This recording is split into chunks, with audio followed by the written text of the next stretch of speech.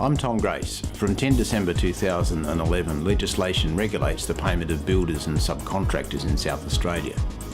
This video is a hypothetical scenario illustrating one aspect of the Building and Construction Industry Security of Payment Act 2009.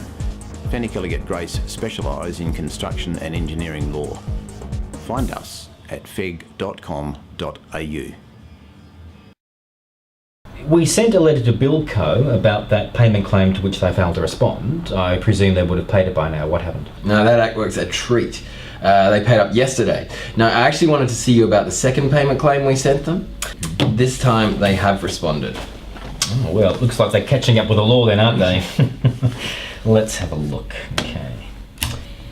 It identifies the payment claim that you've made, and it says they'll only pay $130,000 out of $300,000.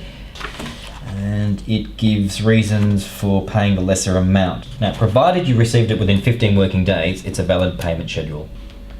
Just squeezed in there. It came in on day 15, I reckon. So what are we going to do now? I mean, I need this $300K to pay for materials and to pay my blokes. Well, what reasons are they giving for paying the lesser amount? Okay.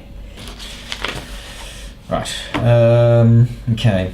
They're saying that some of the pipework doesn't comply with a contract schedule, and that you haven't given them the paperwork, and that you have delayed the project by 4 months.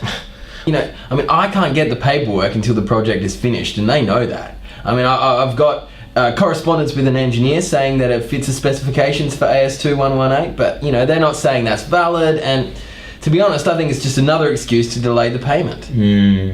Well, we could refer this to adjudication. The Act provides a rapid resolution system to keep cash flow running. Okay, how does that work? If they've sent you a payment schedule stating that they're willing to pay only part of the payment claim, you've got 3 weeks to apply for an adjudication. An adjudicator is like a private judge. A small fee is paid to get the adjudicator appointed. The adjudicator then reads each party's submissions and then makes a binding decision on the money that's due. From start to finish, the entire process is likely to take around 3 to 4 weeks. Once the adjudicator hands down the decision, you can get a certificate from them to go to court and get the money. All right, that sounds like a fairly rapid sort of a system. How do we apply for it? You write to the nominating authority. There's a number of nominating authorities to select from. You enclose the application fee, you identify the payment claim and schedule that are in dispute, and include your written submissions. The nominating authority then appoints an adjudicator for you. You have to send a copy of the application to the builder so they know what's going on. Okay, and once the adjudicator is appointed and has my application, what happens then? Buildco has to give the adjudicator an adjudication response. They have a short time frame in which to do so. It's the later of 5 business days after receiving your application, or 2 business days after receiving notice that the adjudicator has been appointed. All right, and what are they going to say?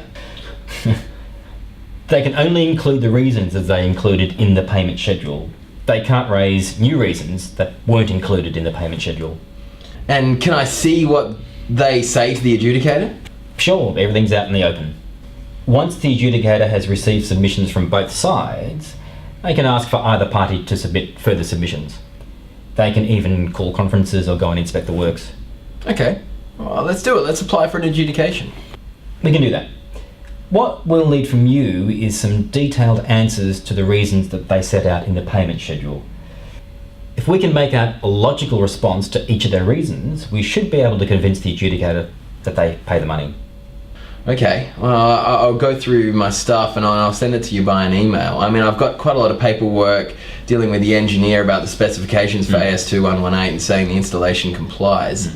And as far as the delay claims go, we've been waiting for one of their subbies to install cable trays because they didn't want our piping up in the ceiling space cluttering up before that job was finished. So it's absolutely not true that we've caused 4 months of delays. Can you get me the site minutes to prove that someone else has caused the delays? We should include that in our submission. Yep, that's fine. I should be able to get that to you by email lunchtime tomorrow. Well, you've got 15 business days from the date that you received the payment schedule. Now that's dated the 25th.